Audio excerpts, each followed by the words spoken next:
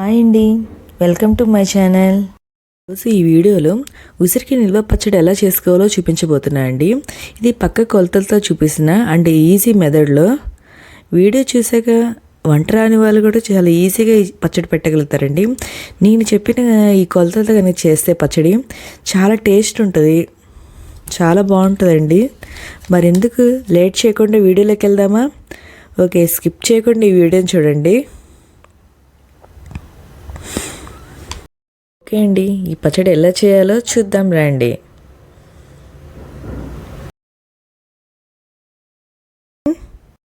నేను పచ్చడి కోసం 1/2 కేజీ ఉసిరికాయలు తీసుకున్నాను అండి.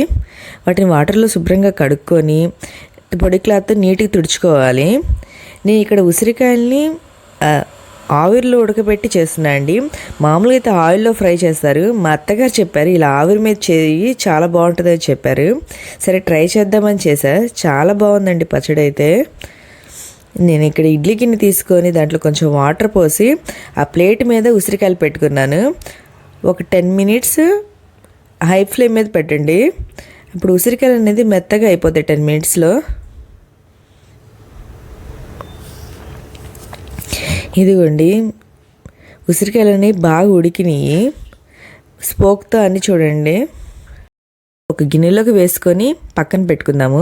ఇక్కడ పులుసు కోసం నేను 50 గ్రామ్స్ చింతపండు తీసుకున్నాను అండి. దాంట్లో కొన్ని హాట్ వాటర్ వేసుకొని ఒక 10 మినిట్స్ నాననిచ్చాను. ఆ హాట్ వాటర్ అనేది చల్లగా అయ్యాక ఒక మిక్సీ జార్లో వేసుకొని మెత్తటి పేస్ట్లా చేసుకోవాలండి. ఇది ఇలా చేసుకుంటే ఏంటంటే ప్రాసెస్ అనేది త్వరగా అయిపోద్ది.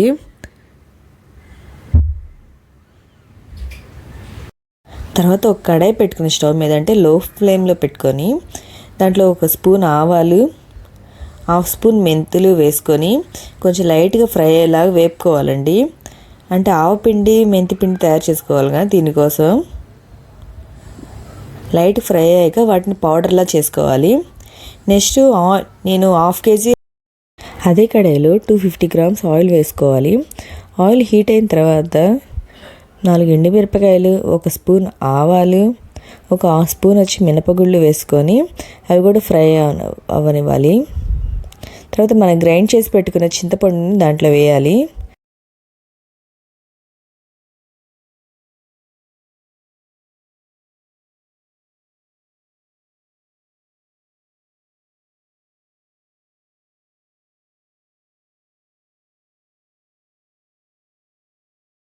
ఇలా పులుసు మొత్తాన్ని దాంట్లో యాడ్ చేసుకొని ఒకసారి కలుపుకోవాలి. తర్వాత 1/2 స్పూన్ పసుపు, కొంచెం ఇంగువ యాడ్ చేయాలి. దాంట్లో యాడ్ చేసుకొని బాగా కలుపుకున్నాక ఆ చింతపండులో ఉన్న వాటర్ అనేది అబ్జర్వ్ అయిపోయి ఆయిల్ అనేది బయటకు వస్తుందండి. అలా వచ్చేదా కొంచెం ఇదిగోండి, ఇలా ఆయిల్ అనేది వస్తుంది కదా బయటికి. ఇంక ఈ టైంలో స్టవ్ ఆఫ్ చేసుకోవాలి. ఇప్పుడు మనం గిన్నెలో ఉన్న ఉసిరికాయల్లో మన ఆవాలు మెంతులు పౌడర్ చేసి పెట్టినాం కదా, ఆ పౌడర్ని వేసుకోవాలి. నెక్స్ట్ 50 గ్రామ్స్ సాల్ట్ తీసుకున్నాండి, అది యాడ్ చేయాలి. కల్లుప్పైన సాల్ట్లా చేసుకొని అది కూడా యాడ్ చేయొచ్చు. నేను ఇక్కడ సాల్టే తీసుకున్నాను. తర్వాత 50 గ్రామ్స్ కారం తీసుకున్నా. ఒకవేళ మీరు కిలో ఉసిరికాయలతో పచ్చడి పెట్టాలనుకుంటే వీటన్నిటిని డబల్ చేయండి. ఒక 20 దాకా చిన్నులపాయ రెమ్మలు తీసుకొని దాంట్లో వేసుకోవాలి. ఇప్పుడు వీటన్నిటిని బాగా కలుపుకోవాలంటే ఉప్పు, కారం, ఆవపిండి బాగా కలిసేదాకా బాగా కలుపుకోవాలి. ఇలా అన్నీ బాగా కలుపుకున్న తర్వాత మనం తాలింపు పెట్టుకున్న ఆయిల్, చింతపండు పేస్ట్ ఉంది కదండి, అది దీంట్లో యాడ్ చేయాలి.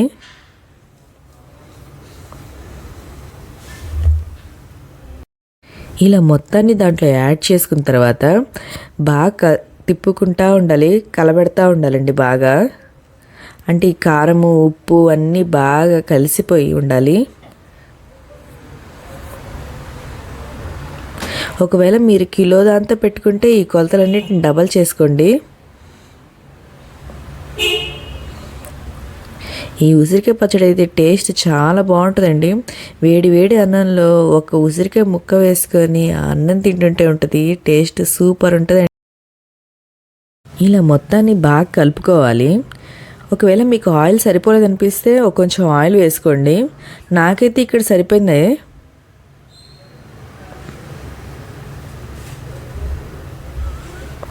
చూసారు కదండి ఈ ఉసిరికాయ పచ్చడిని ఎంత ఈజీగా సింపుల్గా పెట్టుకోవచ్చు. ఇప్పుడు ఇయర్ మొత్తం ఉసిరికాయలు దొరుకుతున్నాయి కాబట్టి మనకు కావాల్సినప్పుడు కొంచెం కొంచెంగా పెట్టుకోవచ్చు. ఈ తర్వాత ఈ ఉసిరికాయ పచ్చడిని ఒక డబ్బాలో పెట్టుకొని ఎయిర్ టైట్ కంటైనర్లో పెట్టుకోండి, నిలవ ఉండేలాగా. వాటర్ తగలకుండా అలా చూసుకోవాలి పచ్చడికి.